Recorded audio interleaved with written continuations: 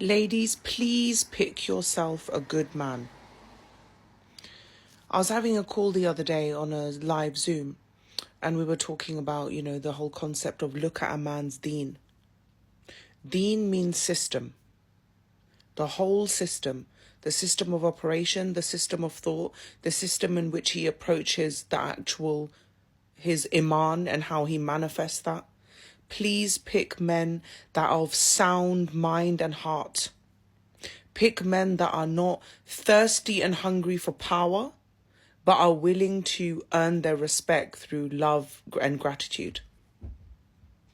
If you pick a man that uses Islam as a weapon to mentally, emotionally, and physically control you, you're not dealing with a man of Allah.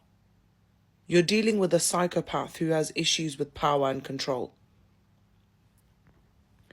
And this isn't about, when you see men writing things like this, it's very important for you to be able to understand a person's mentality and the angle that they are coming with this. Because a lot of men will drag you down the road of haram just so they can satisfy themselves and their own ego. This looks like religious weaponizing when it comes from the wrong person.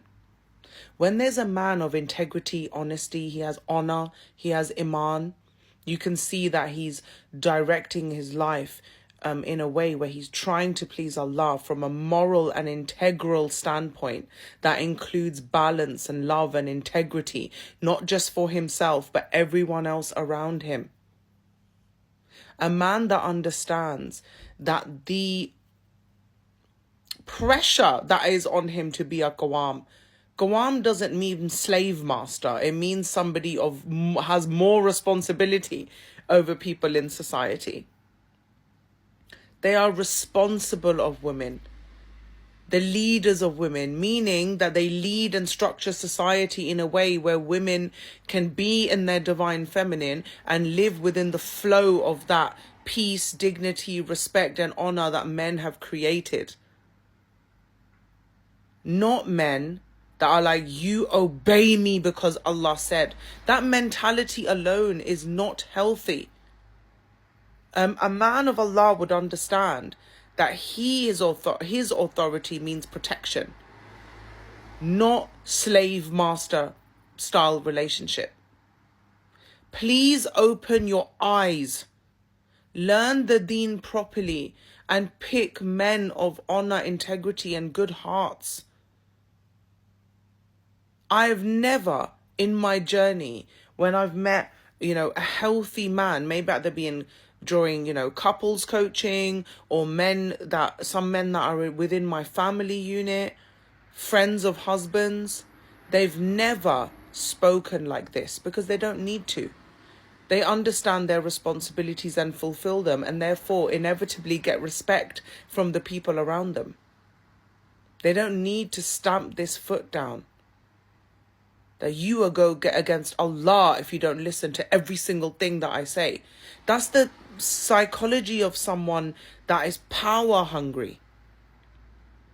And somebody that has real iman in their heart realizes that we don't have hardly any power.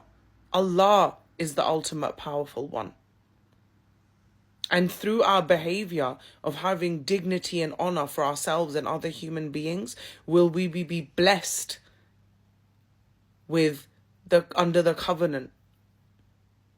But when scripture is used like this to control you and coerce you into behaving rather than having a decent human to human interaction, women are not pets. We are another fully functioning creation of Allah. We are equal in dignity and respect. Men have more responsibility, not more control.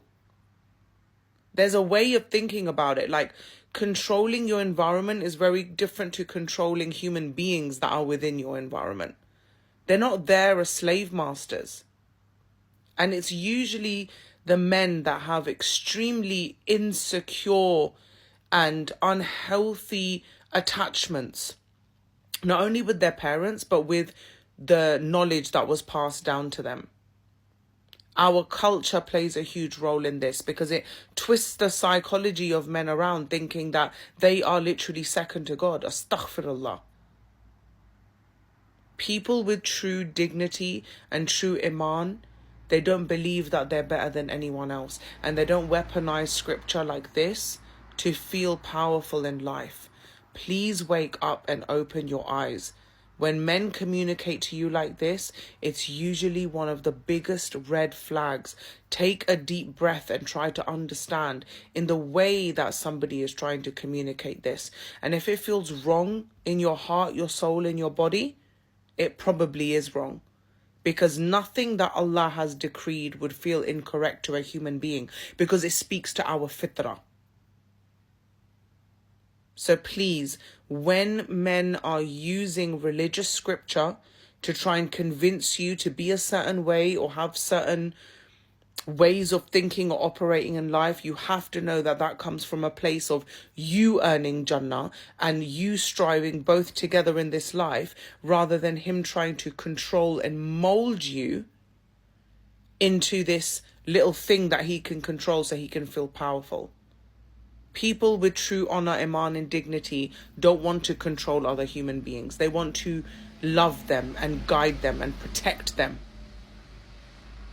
So please, we need to start educating ourselves and doing a lot more independent learning about what Allah actually wants from us as women, rather than getting trapped in these kind of narratives, because these are the marriages that quite commonly end in a lot of abuse and neglect. And you will feel like half a human being in that marriage, because instead of having a dignified conversation with you, he will just try and control you and belittle you to get his own way.